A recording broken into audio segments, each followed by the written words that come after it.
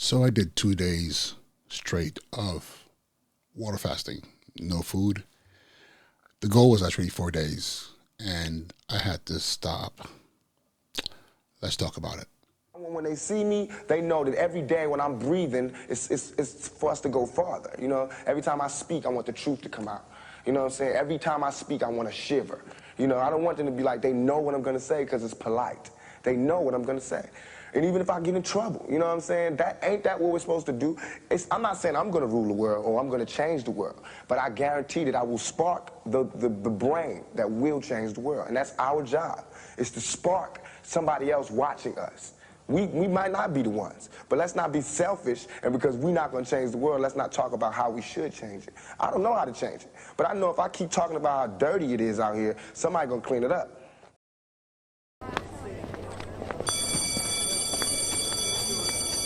And now he's been promoted. His job, principal. What's going on, guys? This is Uche and Joku. Happy Thanksgiving. I hope that you all had an amazing day. I had a good day. Spent time with the family. Unfortunately, what's going on here with my screen? Hold up. You know, this podcast life is very, very difficult. Okay, here we go. It's very difficult because I have multiple things happening here, and I'm like, why does my screen look like that? But that's besides the point, because those of you who are listening are probably thinking, like, what is he talking about? But those of you who are watching, you do understand. So, yes, today was a good day. Got to spend time with the kids.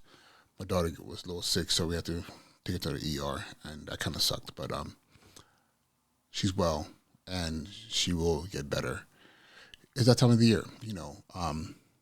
She started kindergarten, so she's exposed to a lot of stuff, especially being part of the pandemic generation that spend a lot of time away from others and other children. So I'm pretty sure those of you who have kids within that 3 to 4, 5, 6, 7 year olds, they're a little different, you know. They need to be exposed more, but we also have to be very careful so that the immune systems are strong. But however, Thanksgiving was good. We're gonna do an extension to tomorrow so she can have the full experience, her and her brother. But yeah, hope yours was good as well. So my 2 day fast, let me tell you what happened. The last post I did was at the beginning of my second day, which I made it through the second day, which was a good thing. However, the third day was Thanksgiving Eve, which I knew was going to be a problem, not because of my personal discipline, but it's because of the fact that we were having a Thanksgiving feast at my school. And the purpose was for us to break bread, and this was our first annual potluck. You know, families brought food, kids were excited, and I didn't want to be that person saying, I can't eat, and people ask me questions. And so I went ahead and broke my fast that day, and strangely enough, I didn't eat. You'd have thought I'd have been like throwing down.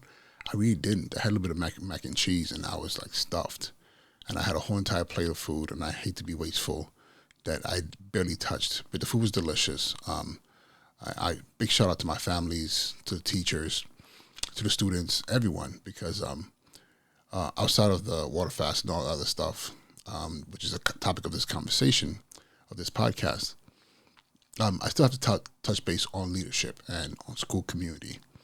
One of the things that I have probably done at every school I've been at since day one is have some kind of potluck, some kind of gratitude feast before we go on break for the Thanksgiving weekend. Recognizing that a lot of students, a lot of families don't really have enough, don't have a lot, and don't have enough. And being able to create a space for those children and even families, you know, for the feast, we invite parents to come through as well, and support and also partake. So that's something that's always stayed with me. Growing up, didn't always have enough.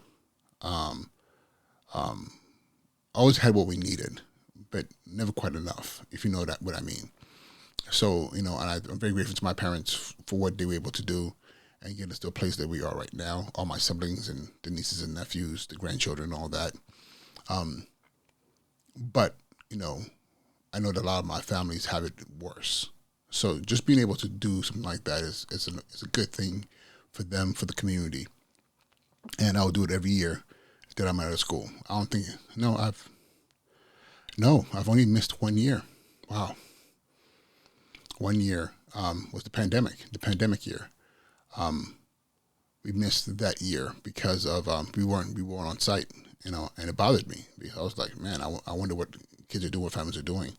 But it's one of those things where I think it's very easy to do. You know, you just you put out the call to action to families, to teachers, to students, and we say we're just breaking bread. You know, bring whatever you can. If all you can bring is one honey bun, listen, bring one honey bun. I always show parents that one of my favorite scriptures is when Jesus was, you know, traveling through the villages by the Sea of Galilee, and people were following him, and he was, you know, preaching, and he had thousands of people with him. I think it was like 5,000 or 50. I won't say about 5,000. I don't think it was 50,000, but I don't remember what the number was. But I know it was a gang of people, and they were all hungry. And his disciples were like, "Man, all these people have been walking with us for days, and they're hungry. What are we going to do?" And I believe he asked, "How much food do we have?" And there was, I think, like 5 pieces of fish or five loaves of bread or whatever it was. Whatever it wasn't enough to feed everyone. But he prayed over it. He blessed it and said, "Pass the basket," and people take whatever they need. And by the time that the 5 fishes and the 5 loaves of bread made it through the thousands of people, there was so much food left, like literally baskets of bread, baskets of fish, and so plenty. And it was that was designated one of his miracles. And I remember that story as a child, and I always thought it was amazing. But then I had a preacher that I heard once, a sermon that I heard once, that blew my mind. And again, not to say that this is what really happened or disproves the miracle, I don't know. But I like the story better than the miracle. Because it doesn't take away from the miracle. It makes the miracle even more powerful. Because again, there was only 5 pieces of fish and five loaves of bread, or whatever the number was, that was presented as being what they had to feed the multitude. But as the basket went around, the preacher says, what happened was the fact that people saw that Jesus and his disciples were still willing to share the little that they had with everyone, that people start to take out their stashes. Because back then, to follow this crowd, you weren't just moving blindly. You knew it was coming. The news was coming, like this man and multiple of people were moving, and you wanted to join them. What would you do? You know, you probably grab your coat, put some shoes on, grab some money. You know, back then, you might grab a loaf of bread with you, right? A couple of pieces of fish and throw it in your bag. You know, back then it was dry. I think it was like dried fish, right? And you would have that just in case, right? Just make sure you have for yourself. And if everybody did that, that means everybody had food with them. But of course, people are going to act like they don't have, because, you know, we're always trying to keep for ourselves and not share. You know, not always, but, you know, sometimes you're like, man, there's a lot of people here, and I know I have food, but I know I don't have enough food for everybody. But if everybody had the same mentality, and all of a sudden now, this act of kindness, this act of generosity, this act of gratitude, he blessed what they had and said, pass it. Let people take what they want. I can only imagine the first person who said, man, I feel so bad for holding on to what I have. Probably threw his loaf in there. She probably threw her fish in there, grabbed what she needed. Before you knew it, you had baskets and baskets and baskets. There was more than enough for everyone, probably for days. You know, and that's what I picture my potlucks that I have at my schools to be like. People who don't have much, but they bring what little they do have, and it feeds the masses. It puts smiles on the face of children. It warms your heart. And at the end, there's so much left. And I'll tell you this, every year, there is so much food left, which is always crazy to me. And it's so funny because on Wednesday, when we were done, there was so much food left that we were trying to figure out what to do with it. try and give it away. Fortunately, our community-based organization in the building was having a dinner that evening. So we gave them like probably enough food to feed another probably 20, 30, maybe 40 people. That's how much extra food we had. So we fed our 200 children, fed our staff of about 30, and then including the custodians and anybody else who was in the building, we fed people, and then we had more left over. And this is a poor community. This is a community that doesn't have a lot, but it was enough that people pulled out of their coats, their breads, and their pieces of fish threw into their basket, and we had our own miracle. And every year we have a miracle the day before Thanksgiving, making sure we put smiles on the faces of our children, and we warm the hearts of those who are all connected to the community. Yeah, that was a long blabbing of my gums. But yeah, so that's why I had to break the fast. And then I had all intention for today to start over again. But again, it's kind of a dumb intention because it's Thanksgiving and, with the kids and, they're babies. So they don't understand why daddy's not eating. But then I didn't even get to eat because we didn't even get to cook because of the fact that, my daughter was sick and had to go to the ER. But tomorrow we're going to try it again. Again, for the children, right? So my goal is definitely on Saturday.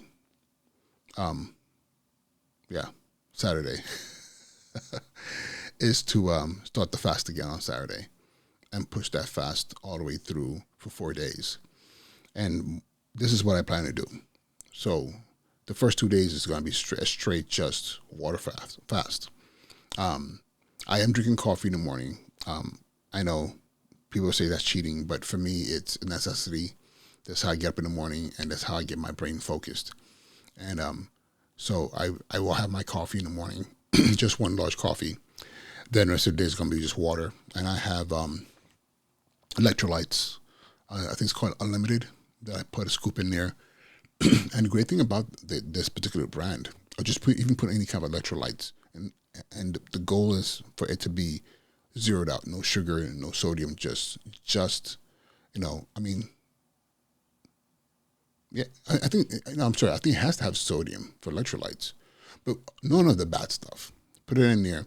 And I find myself, maybe because I'm not eating, the need to have the oral satisfaction of having something happening with your mouth, whether you're chewing or drinking, that I find myself drinking way more water, especially with electrolytes in there. So that's something that I saw in the past those 2 days that really helped. So I wasn't hungry, but I was sipping the whole entire day, and I got two large canisters, two and a half large canisters of water. So I know I definitely got my gallon in. So that's for 2 days. Then your third day, you can have same thing, water, but bone broth. So there's a very clean chicken bone broth that is very low sodium and all that stuff, and in the morning I would literally just pour the bone broth into a bowl and warm it up, and it's a soup. Then do my water, and then probably sometime. And the reason I would do it in the morning because during the day I don't have the capacity to wait and warm stuff up and eat. Like, I just don't do that at work. So I just drink my water throughout the day. Then in the evening when I get home, I'll do the same thing, another bowl of the bone broth, and I do that for two additional days, and that's the 4-day fast. And when I get to my fourth day, I'm going to then assess and figure out what I want to do next. I've been wanting to go on a high protein, very clean chicken breast, and then just broccoli and vegetables with high micronutrients, to really push my body to burn in all the necessary stuff. And something like this, I'll probably do for maybe 2, 3, maybe 4 days, then do another 4-day fast, go through a cycle. Because the one thing I know right now is, I know for a fact it is doable. It is so doable. Most people complain that at some point in time you hit that wall, like your third day, where you're, and it's only for a couple of hours where your body is like going through withdrawal and all that stuff. But a lot of people I've spoken to who've done this are saying like it's not that bad. Some people say it's bad, but once you get past that, you're like clarity and things are like quite amazing. So again, I've done these fasts before, not like this one. I've done like juice fasts, and I feel like with juice fasts because of the vegetables and the fruits and the sugar in there, it kind of keeps you going. But in this case, this is just water, and then just like the electrolyte powder in water, and the bone broth on the last 2 days. And with the bone broth, you're going to do it twice a day. So that's the plan there.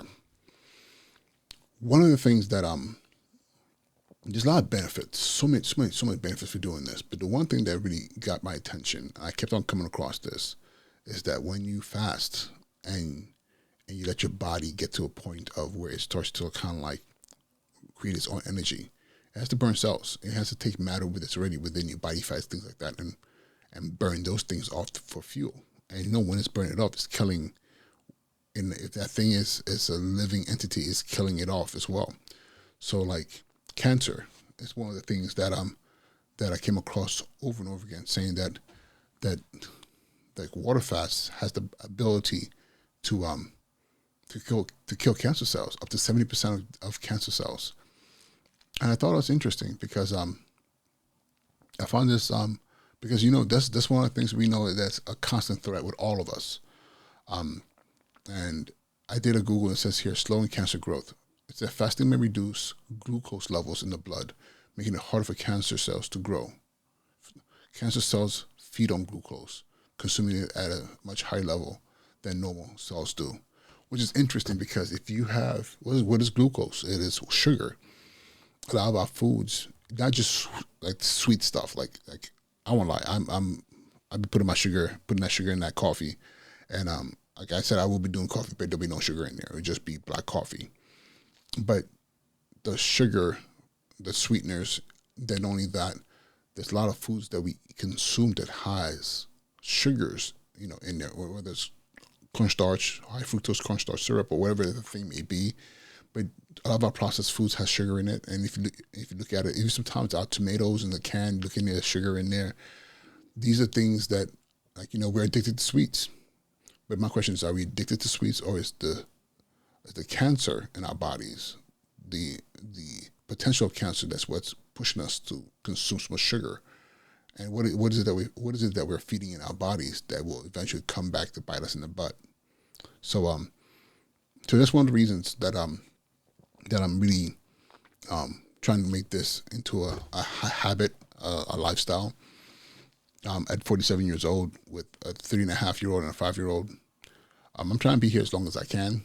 And it's funny because if these things are risks and dangerous, and there's danger all around us all the time, why don't we do what we need to do to make sure that we minimize the risk? Yeah. I just got to add one more thing before I leave, before I should close out. I saw a video with the amazing, honorable, Dick Gregory. He was a comedian, actor, writer, activist, and he talks about fasting. He talks about how when you tell people you're fasting, people start going crazy and say, "Is that healthy?" Talk to your doctor. Make sure you get your doctor's whatever. All these different things. Then he makes a point that I thought was hilarious. He says, "Yeah, people tell you do all that, but are they checking with the doctor when they're drinking? Are they checking with the doctor when they're smoking? Are they checking with the doctor when you're having that what they know to be that triple quadruple cheeseburger that they know is not healthy? And nobody's checking with the doctor for those things. But you say you're fasting, all of a sudden people are like, "Ooh, make sure you see a doctor before you do that," which is funny because again, it speaks to the fact that we often hide behind medicine, when we're faced with things that can actually help us, that is outside of the traditional thought process around health.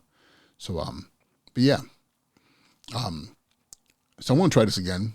I'm sharing this with all of you especially my school leadership friends out there who listen to me. Those of you who are friends in real life, and those of you who are friends where we're friends in each other's heads. We gotta be healthier. You cannot run a school. You cannot run a classroom. You cannot, make impact in the community if you're not healthy. Because at the end of the day, the goal is to make sure that our community, our classrooms, and our schools are healthy. Whether it's organizationally, performance-wise, or even social emotional, and of course physically. Like all the children and their parents and their teachers are physically healthy. And but that can't be if the leader is not healthy, if the leader is not exemplifying good health. Because at the end of the day, guess what? You're a role model.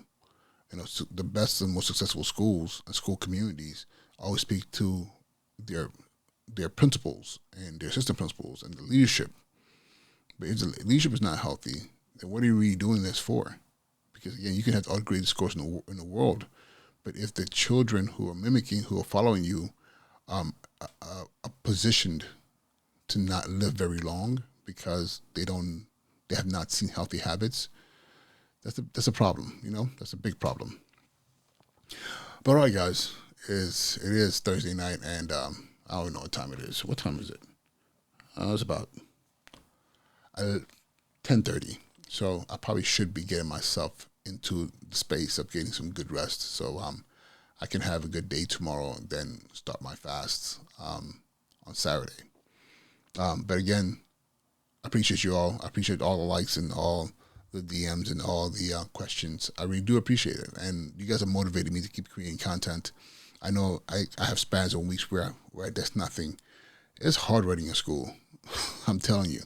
Even though this is my third school, this junk is hard, and I put a lot of my attention and my energy in that space and try to find balance as well with my family. So, with that being said, thank you so much. I appreciate y'all, and I'll talk to you soon. Be well.